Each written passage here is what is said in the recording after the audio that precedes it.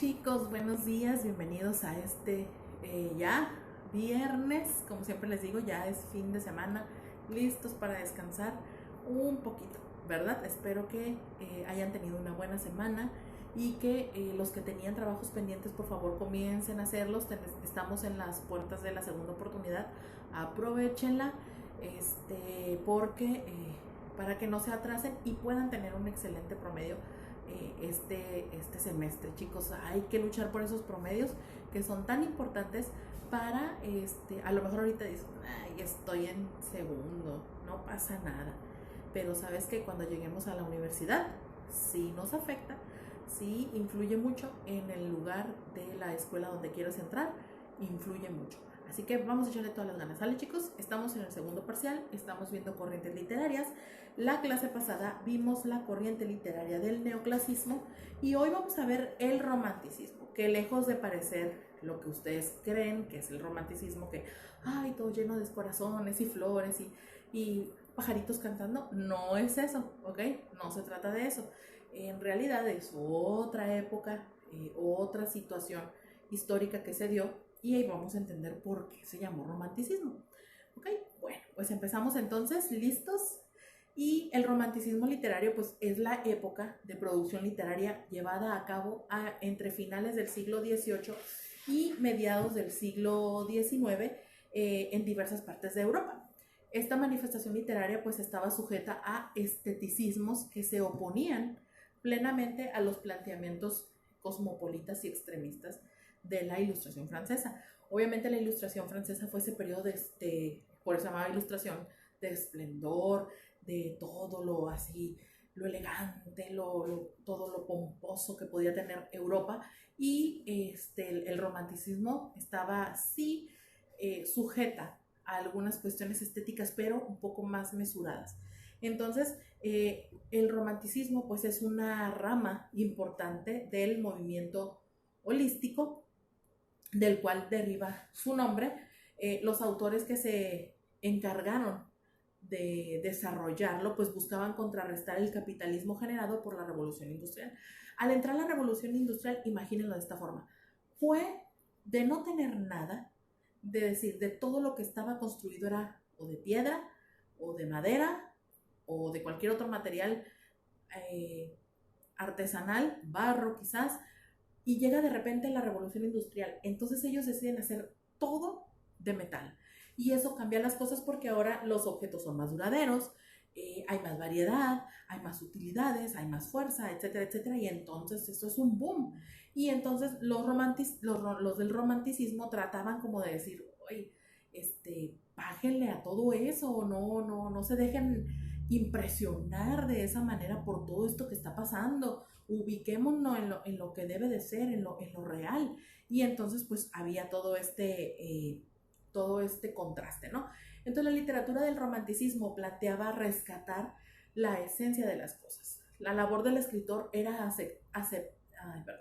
acercar a la gente a la trascendencia por medio de las letras. Es decir, si era impresionante, imagínate, revolución industrial, empezaron las máquinas, empezaron los artefactos, empezaron los inventos, empezaron un montón de cosas. Era mucha novedad para en tan poco tiempo. Y entonces los románticos dijeron, no, vamos a hacer que la gente vuelva a lo que se lee, a lo formativo, a todo aquello que tiene que ver con la estructuración del ser, de la mente. Y entonces el formalismo y el intelectualismo pues eran vistos como trabas en el proceso creativo. Ellos trataban de ser más espontáneos. Entonces, por lo contrario a lo que uno pensaría con el término romanticismo, no se refiere a amor como en la actualidad, donde nosotros lo percibimos. En el siglo XVII, lo romántico era todo aquello que describía la melancolía que despierta la naturaleza, y todo lo que fuese afín a esto. Era más bien como esa nostalgia, por así decirlo, era como un movimiento nostálgico. Por eso romántico se refiere más a las emociones, pero al rollo nostálgico, como de meditación, como de apreciación, no tanto a todo ese escándalo que había por lo que estaba sucediendo, ¿no?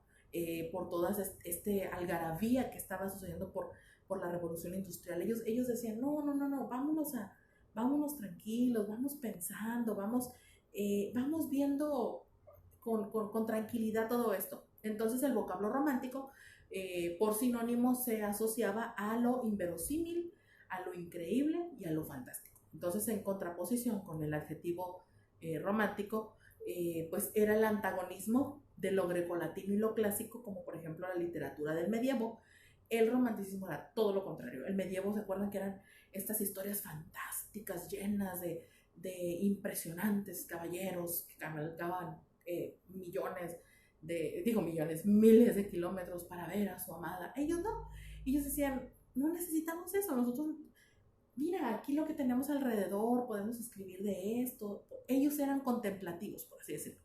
Entonces, el origen del romanticismo, bueno, pues comenzó en Alemania y era llamado romanticismo alemán. Fue un movimiento muy desorganizado desde su principio y poco a poco se fue condensando, se fue acomodando para lograr una mayor hegemonía, una mayor ensamble de pensamiento y de alcance. Entonces, su concepción, su creación, por así decirlo, fue influenciada por dos corrientes. Una de carácter religioso que se llama pietismo y la otra corriente literaria que se llamaba Sturm und Drang. Ahí voy. Tormenta e ímpetu. Sturm und Drang. Ay, pues es alemán. Ahí vamos. Y era un movimiento de carácter estético y obviamente netamente opuesto al clasicismo, ¿no? Al neoclasicismo y al clasicismo y a todos esos. Entonces, pues el pietismo abogaba por la relación unipersonal y bilateral del hombre con Dios, desde su corazón, sin tantas reglas y formalismos impuestos por la iglesia. Es decir, dentro de toda esta contemplación decían, es que sí está Dios, pero no como la iglesia nos está enseñando, sino yo puedo hablar con Él. Pues si Él me hizo, yo voy a hablar con Él, que es a lo mejor una idea un poco más como la que tenemos ahora, ¿no? Como de decir esa libertad de creer, a eso se refería el romanticismo. En ese nivel, y entonces era un pensamiento sin formas. Recuerden que en el medievo y todavía en las corrientes un poquito después, el asunto de Dios era algo muy serio y era tratado con mucho formalismo. La Iglesia Católica tenía mucha influencia en el pensamiento de la gente. Estaba, por eso Martín Lutero se levantó en armas, porque sí lo hizo, y levantó la voz para hablar sobre todos estos mecanismos de opresión que la iglesia ejercía sobre las personas para infundirles temor. Entonces ellos, acá los románticos, estaban diciendo, no necesitamos esos mecanismos, porque como Dios es amor, pues Él sí nos recibe. También, por otra parte, pues el Sturm und Drang, que les leí ahorita, defendía la individualidad del ser, es decir, la libertad de expresión desde la subjetividad, dando especial importancia a las emociones y a su cualidad infinita. Ellos eran también como intrínsecos, pensando mucho en sus emociones. Este movimiento pues fue un gran movimiento de corrientes de pensamiento que aconteció al mundo y pues obviamente había muchas reacciones en los lugares donde se iba conociendo y nació por oposición como revelación contra la Ilustración alemana, ya lo había explicado, y también la francesa. Entonces, dentro de las obras más representativas del romanticismo están Los Alpes, que fue un poema de Albrecht von Höller, un canto a lo natural y a su magnificencia. Vámonos al próximo video, ya me alargué. Vámonos al próximo video para hablar sobre las características y los autores principales del romanticismo.